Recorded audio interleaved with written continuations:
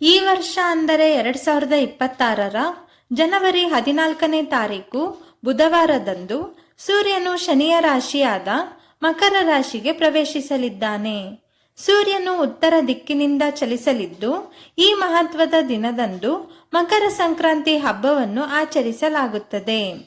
ಸೂರ್ಯನ ಈ ಚಲನೆಯು ರಾಶಿಚಕ್ರದ 12 ರಾಶಿಗಳಲ್ಲಿ ಕೆಲವು ರಾಶಿಯ ಜನರ ಅದೃಷ್ಟವನ್ನು ಹಾಗೂ ಜೀವನವನ್ನೇ ಬದಲಾಯಿಸಲಿದೆ. ಈ ರಾಶಿಯ ಜನರ ಜೀವನದಲ್ಲಿ ಆಕಸ್ಮಿಕ ಧನಲಾಭ ಹಾಗೂ ಅಭಿವೃದ್ಧಿಯೂ ಆಗಲಿದೆ. ಹಾಗಾದರೆ ಆ ಅದೃಷ್ಟವಂತ ರಾಶಿಯವರು ಯಾರು ಎಂದು ಇಂದಿನ ವಿಡಿಯೋದಲ್ಲಿ ವಿವರವಾಗಿ ತಿಳಿಯೋಣ. ಅದಕ್ಕೂ ಮೊದಲು ಈ ವಿಡಿಯೋಗೆ ಲೈಕ್ ಕೊಡಿ. ನಿಮ್ಮ ರಾಶಿ ಯಾವುದು, ನಿಮ್ಮಿಷ್ಟದ ದೇವರು ಯಾರು ಎಂದು ಕಮೆಂಟ್ ಮಾಡಿ. 12 ತಿಂಗಳುಗಳ ನಂತರ ಸೂರ್ಯನು ಶನಿಯ ರಾಶಿಯಾದ ಮಕರ ರಾಶಿಗೆ ಪ್ರವೇಶಿಸಲಿದ್ದಾನೆ. ಈ ಮಹತ್ವದ ದಿನದಂದು ಮಕರ ಸಂಕ್ರಾಂತಿ ಹಬ್ಬವನ್ನು ಆಚರಿಸಲಾಗುತ್ತದೆ. ಈ ವರ್ಷ ಅಂದರೆ 2026ರಲ್ಲಿ ಜನವರಿ 14ನೇ ತಾರೀಕು ಬುಧವಾರದಂದು ಸೂರ್ಯನು ಧನಸ್ಸು ರಾಶಿಯನ್ನು ಬಿಟ್ಟು ಮಕರ ರಾಶಿಗೆ ಸಂಚರಿಸಲಿದ್ದಾನೆ. ಈ ದಿನ ಮಕರ ಸಂಕ್ರಾಂತಿಯ ಜೊತೆಗೆ ಧನುರ್ಮಾಸದ ಅಂತ್ಯವೂ ಸಹ ಇರುತ್ತದೆ. ಈ ವರ್ಷದ ಮಕರ ಸಂಕ್ರಾಂತಿಯು ರಾಶಿಚಕ್ರದ ಯಾವೆಲ್ಲ ರಾಶಿಗೆ ಅದೃಷ್ಟವನ್ನು ತಂದುಕೊಡಲಿದೆ ಎಂದು ವಿವರವಾಗಿ ತಿಳಿಯೋಣ. ಮೊದಲನೆಯದು ಮೇಷರಾಶಿ. ಸೂರ್ಯನು ಮೇಷರಾಶಿಯ 10ನೆಯ ಮನೆಯಲ್ಲಿ ಸಂಚರಿಸುತ್ತಾನೆ. ಇದರಿಂದಾಗಿ ನಿಮ್ಮ ಜೀವನದಲ್ಲಿ ಅದೃಷ್ಟದ ದಿನಗಳು ಬರಲಿವೆ. ನೀವು ನಿಮ್ಮ ಗುರಿಗಳನ್ನು ಈ ಅವಧಿಯಲ್ಲಿ ಸುಲಭವಾಗಿ ಸಾಧಿಸಲಿದ್ದೀರಿ. ಈ ಸಂದರ್ಭದಲ್ಲಿ ನಿಮಗೆ ಆದಾಯದ ಹೊಸ ಹೊಸ ಮೂಲಗಳು ತೆರೆದುಕೊಳ್ಳಲಿವೆ. ಉದ್ಯೋಗದಲ್ಲಿ ಪ್ರಗತಿಯನ್ನು ಹೊಂದುವಿರಿ. ನೀವು ಈ ಸಮಯದಲ್ಲಿ ಶ್ರಮದಿಂದ ಕೆಲಸಗಳನ್ನು ಮಾಡಿದರೆ ಇದರಿಂದ ಉತ್ತಮ ಫಲಿತಾಂಶಗಳನ್ನು ಪಡೆಯಬಹುದು. ಈ ಸಂದರ್ಭದಲ್ಲಿ ನಿಮ್ಮ ನಾಯಕತ್ವದ ಗುಣದಿಂದ ನಿಮಗೆ ಸಮಾಜದಲ್ಲಿ ಗೌರವ, ಪ್ರಶಂಸೆಗಳು ಸಿಗಲಿವೆ. ನಿಮ್ಮ ಕಷ್ಟಗಳಿಗೆ ಪರಿಹಾರವೂ ಸಿಕ್ಕು ನೀವು ಸಂತೋಷದ ಜೀವನವನ್ನು ಪಡೆಯಲಿದ್ದೀರಿ. ನಿಮಗೆ ಈ ಅವಧಿಯಲ್ಲಿ ಆಕಸ್ಮಿಕ ಧನಲಾಭವಾಗುವ ಸಾಧ್ಯತೆಗಳು ಹೆಚ್ಚಾಗಿ ಇರಲಿವೆ. ಒಟ್ಟಾರೆಯಾಗಿ ಮೇಷರಾಶಿಯ ಜನರಿಗೆ ಈ ವರ್ಷದ ಮಕರ ಸಂಕ್ರಾಂತಿಯು ಅದೃಷ್ಟವನ್ನು, ಯಶಸ್ಸನ್ನು ಹಾಗೂ ಆಕಸ್ಮಿಕ ಧನಲಾಭವನ್ನು ತಂದುಕೊಡಲಿದೆ. ಎರಡನೆಯದು ವೃಷಭ ರಾಶಿ. ವೃಷಭ ರಾಶಿಯ 9ನೆಯ ಮನೆಯಲ್ಲಿ ಸೂರ್ಯನ ಸಂಚಾರವು ಇರಲಿದೆ. ಈ ಸಂಚಾರವು ವೃಷಭ ರಾಶಿಯ ಜನರಿಗೆ ಅತ್ಯಂತ ಶುಭವಾಗಿರುತ್ತದೆ. ಈ ಅವಧಿಯಲ್ಲಿ ಹೊಸ ಅವಕಾಶಗಳು ಈ ರಾಶಿಯ ಜನರಿಗೆ ಅಧಿಕವಾಗಿ ಸಿಗಲಿವೆ. ವಿದೇಶ ಪ್ರಯಾಣವೂ ಸಹ ಸಾಧ್ಯವಾಗಬಹುದು.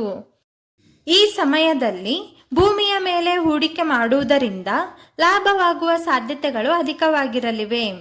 ಇನ್ನು ವ್ಯಾಪಾರ ವ್ಯವಹಾರವನ್ನು ಮಾಡುವವರಿಗೆ ಈ ಸಂದರ್ಭದಲ್ಲಿ ಅಧಿಕ ಲಾಭವಾಗಿ ವ್ಯವಹಾರವನ್ನು ವಿಸ್ತರಿಸುವ ಒಳ್ಳೆಯ ಅವಕಾಶವೂ ಸಿಗಲಿದೆ. ಉದ್ಯೋಗಿಗಳಿಗೆ ಉದ್ಯೋಗದಲ್ಲಿ ಬಡ್ತಿ ಹಾಗೂ ಆದಾಯದಲ್ಲಿ ಹೆಚ್ಚಳ ಕಂಡುಬರಲಿದೆ ಮತ್ತು ಮೇಲಧಿಕಾರಿಗಳಿಂದ ಮೆಚ್ಚುಗೆ ಹಾಗೂ ಗೌರವವೂ ಸಿಗಲಿದೆ. ಇನ್ನು ಈ ಸಮಯದಲ್ಲಿ ನಿಮಗೆ ತೀರ್ಥಯಾತ್ರೆಯನ್ನು ಮಾಡುವ ಅವಕಾಶವೂ ಸಿಗಲಿದೆ. ಒಟ್ಟಾರೆಯಾಗಿ ಈ ವರ್ಷದ ಮಕರ ಸಂಕ್ರಾಂತಿಯು ವೃಷಭ ರಾಶಿಯ ಜನರಿಗೆ ಅತ್ಯಂತ ಶುಭದಾಯಕವಾದ ಸಮಯವಾಗಿದೆ. ಇನ್ನು ಮೂರನೆಯದಾಗಿ ವೃಶ್ಚಿಕ ರಾಶಿ. ವೃಶ್ಚಿಕ ರಾಶಿಯ 3ನೇ ಮನೆಯಲ್ಲಿ ಸೂರ್ಯನು ಸಂಚರಿಸಲಿದ್ದಾನೆ. ಈ ಪರಿಸ್ಥಿತಿಯಲ್ಲಿ ಅದೃಷ್ಟವು ನಿಮ್ಮನ್ನು ಹಿಂಬಾಲಿಸಲಿದೆ. ಈ ಸಂದರ್ಭದಲ್ಲಿ ನಿಮ್ಮ ಆರ್ಥಿಕ ಪರಿಸ್ಥಿತಿಯು ಒಳ್ಳೆಯ ಮಟ್ಟದಲ್ಲಿ ಸುಧಾರಿಸಲಿದೆ.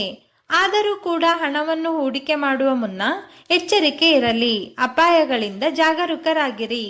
ಅದನ್ನು ಹೊರತುಪಡಿಸಿ ಈ ಸಮಯವು ನಿಮಗೆ ಧನಲಾಭವನ್ನು ತಂದುಕೊಡಲಿದೆ.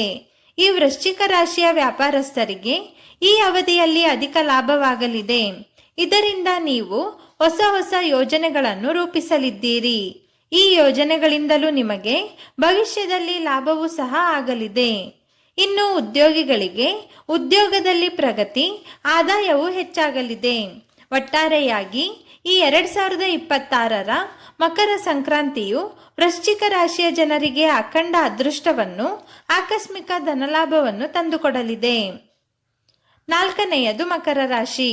ಮಕರ ರಾಶಿಯ ಲಗ್ನ ಮನೆಯಲ್ಲಿ ಸೂರ್ಯನು ಸಾಗುತ್ತಾನೆ. ಅದಕ್ಕಾಗಿ ಈ ಸಮಯವು ಮಕರ ರಾಶಿಯವರಿಗೆ ಅತ್ಯಂತ ಶುಭ ಸಮಯವಾಗಿರುತ್ತದೆ. ಈ ಸಮಯವು ಈ ರಾಶಿಯ ಜನರ ವೃತ್ತಿ ಜೀವನದಲ್ಲಿ ಗೌರವವನ್ನು, ಪ್ರಗತಿಯನ್ನು ತರುತ್ತದೆ. ಈ ಸಮಯದಲ್ಲಿ ನೀವು ಭೂಮಿಯ ಮೇಲೆ ಹೂಡಿಕೆ ಮಾಡುವುದರಿಂದ ಅಧಿಕ ಲಾಭವಾಗಲಿದೆ.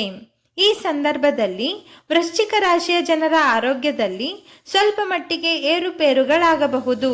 ಅದಕ್ಕಾಗಿ ಆರೋಗ್ಯದ ಬಗ್ಗೆ ಕಾಳಜಿ ವಹಿಸಿ. ಉದ್ಯೋಗಿಗಳು ಕೌಶಲ್ಯವನ್ನು ಹೆಚ್ಚಿಸಿಕೊಂಡರೆ ವೃತ್ತಿ ಜೀವನದಲ್ಲಿ ಅಪಾರ ಅವಕಾಶಗಳನ್ನು ಗಳಿಸಬಹುದಾಗಿದೆ. ಇನ್ನು ಈ ರಾಶಿಯವರಿಗೆ ಈ ಸಂದರ್ಭದಲ್ಲಿ ಪ್ರಯಾಣದ ಅವಕಾಶಗಳು ದೊರೆಯಲಿವೆ. ವ್ಯಾಪಾರ ವ್ಯವಹಾರ ಮಾಡುವವರಿಗೆ ಅದೃಷ್ಟದ ಸಮಯ ಇದಾಗಲಿದೆ. ಹೂಡಿಕೆದಾರರಿಗೆ ಇದು ಉತ್ತಮ ಲಾಭವನ್ನು ಕೊಡುವ ಸಂದರ್ಭವಾಗಲಿದೆ. ಒಟ್ಟಾರೆಯಾಗಿ ಮಕರ ರಾಶಿಯವರಿಗೆ ಈ ವರ್ಷದ ಮಕರ ಸಂಕ್ರಾಂತಿಯು ಅಖಂಡ ಅದೃಷ್ಟ ಹಾಗೂ ಲಾಭದಾಯಕವಾಗಿರಲಿದೆ. ಇನ್ನು 5ನೆಯದಾಗಿ ಕುಂಭರಾಶಿ. ಕುಂಭರಾಶಿಯ 12ನೇ ಮನೆಯಲ್ಲಿ ಸೂರ್ಯನು ಸಂಚರಿಸಲಿದ್ದಾನೆ. ಇದು ಕುಂಭರಾಶಿಯವರಿಗೆ ಅತ್ಯಂತ ಅದೃಷ್ಟದ ಸಮಯವಾಗಿರಲಿದೆ. ಈ ರಾಶಿಯ ಜನರಿಗೆ ವಿದೇಶಿ ಪ್ರಯಾಣ ಮಾಡುವ ಅವಕಾಶವು ಒಲಿಯಲಿದೆ. ಈ ಸಂದರ್ಭದಲ್ಲಿ ಆದಾಯದಲ್ಲಿ ಬಲವಾದ ಹೆಚ್ಚಳವೂ ಆಗಲಿದೆ. ಈ ಸಮಯದಲ್ಲಿ ಯೋಜಿಸಿದ ಯೋಜನೆಗಳಿಂದ ಭವಿಷ್ಯದಲ್ಲಿ ಅಧಿಕ ಲಾಭವಾಗುವ ಸಾಧ್ಯತೆಗಳಿವೆ. ಇನ್ನು ಈ ರಾಶಿಯ ಜನರ ಕುಟುಂಬದಲ್ಲಿ ಈ ಅವಧಿಯಲ್ಲಿ ಧನಾತ್ಮಕ ವಾತಾವರಣವು ಏರ್ಪಡಲಿದೆ. ಮನೆಯ ಪ್ರತಿ ಸದಸ್ಯರ ನಡುವೆ ಒಳ್ಳೆಯ ಪ್ರೀತಿ, ವಿಶ್ವಾಸ, ನಂಬಿಕೆಯೂ ಇರಲಿದೆ. ಇದರಿಂದ ಕೌಟುಂಬಿಕ ಜೀವನವು ಉತ್ತಮವಾಗಿರಲಿದೆ. ಉದ್ಯೋಗಿಗಳಿಗೆ, ವ್ಯಾಪಾರಸ್ಥರಿಗೆ, ಹೂಡಿಕೆದಾರರಿಗೆ ಹಾಗೂ ವಿದ್ಯಾರ್ಥಿಗಳಿಗೆ ಈ ಮಕರ ಸಂಕ್ರಾಂತಿಯ ಸಮಯವು ಶುಭ ಫಲಗಳನ್ನು ತಂದುಕೊಡುವ ಒಳ್ಳೆಯ ಸಂದರ್ಭವಾಗಿದೆ.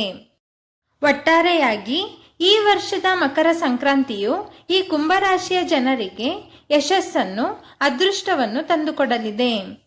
ಹೀಗೆ ಈ 2026ರ ಮಕರ ಸಂಕ್ರಾಂತಿಯು ರಾಶಿ ಚಕ್ರದ ಈ 5 ರಾಶಿಯ ಜನರಿಗೆ ಅಖಂಡ ಅದೃಷ್ಟವನ್ನು, ಧನಲಾಭವನ್ನು ಹಾಗೂ ಸಂತೋಷದ ಜೀವನವನ್ನು ತಂದುಕೊಡಲಿದೆ. ಈ ಮಾಹಿತಿಯು ನಿಮಗೆ ಇಷ್ಟವಾಗಿದ್ದರೆ ಲೈಕ್ ಮಾಡಿ, ಶೇರ್ ಮಾಡಿ, ಕಮೆಂಟ್ ಮಾಡಿ ಮತ್ತು ನಮ್ಮ ಚಾನಲನ್ನು ಸಬ್ಸ್ಕ್ರೈಬ್ ಮಾಡಲು ಮರೆಯದಿರಿ.